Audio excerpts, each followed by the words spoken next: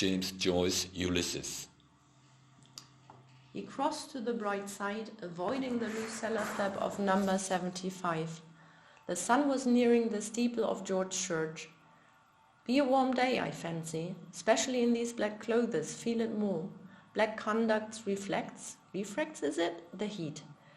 But I couldn't go in that light suit, make a picnic of it. His eyelids sank quietly often as he walked in happy warmth. Boland's bread van delivering with trays our daily, but she prefers yesterday's loaves turned over his crisp crowns hot. Makes you feel young. Somewhere in the east, early morning, set off at dawn.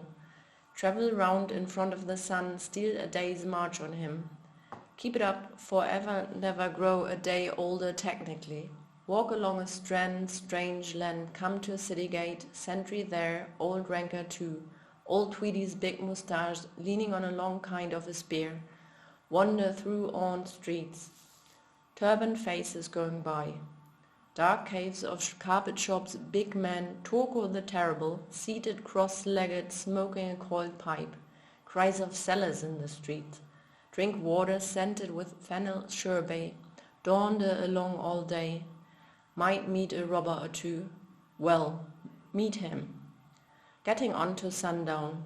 The shadows of the mosque among the pillars, priest with a scroll rolled up, a shiver of the trees, signal the evening wind.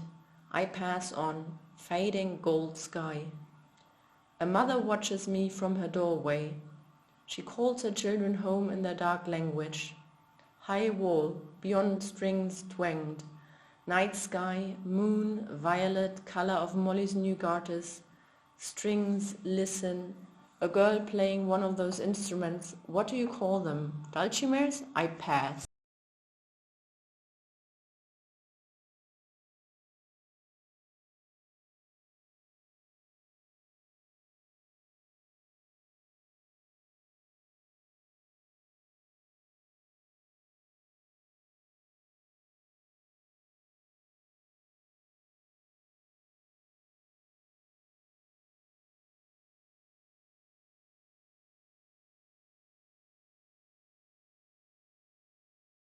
Oscar Wilde, Picture of Dorian Gray.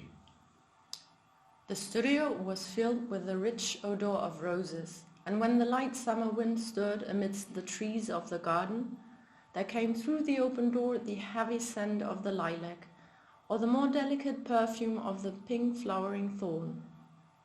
From the corner of the divan of Persian saddlebags on which he was lying, smoking, as was his custom, innumerable cigarettes, Lord Henry Wotton could just catch the gleam of the honey-sweet and honey-colored blossoms of a laburnum, whose tremulous branches seemed hardly able to bear the burden of a beauty so flame-like as theirs.